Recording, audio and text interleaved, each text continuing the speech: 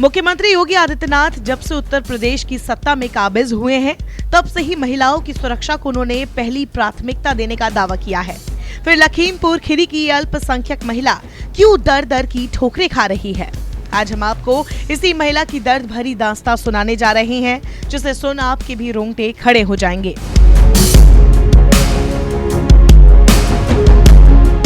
लखीमपुर खीरी के फुलपुर थाना क्षेत्र में रहने वाली शाहीन का आरोप है कि उसके खुद के अपनों ने ही उसके जिस्म का सौदा किया।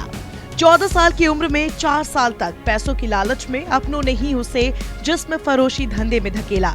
इतना ही नहीं, पैसों के लालच में उसे एक उम्र दराज आदमी को बेच दिया गया।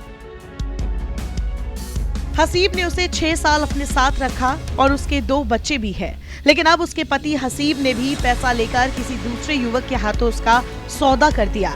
जब शाहीन को इसकी जानकारी हुई तो उसने पुलिस थाने में जाकर इस बात की शिकायत दर्ज कराई, लेकिन निराशा ही हाथ लगी।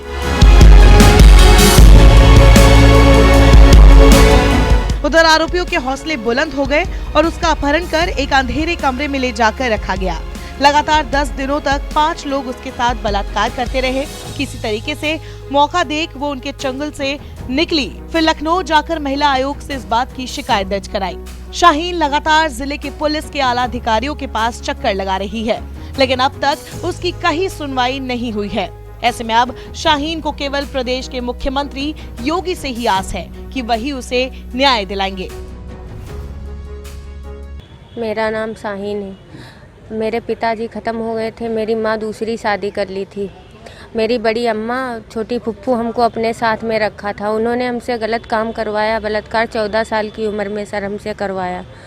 बाहर के आदमी बुलाती थी और फिर ज़बरदस्ती हमको गैर मर्दों के साथ भेजती थी। जब हम 14 साल के थे तब ये करती थी। जब हम 18 साल के हो गए तब गांव का प्रधान जबीउल्ला और मेरी बड़ी अम्मा मेरा छोटी फुप्पू छोटन्नी, इन लोगों ने हमको मिलकर बेच दिया था।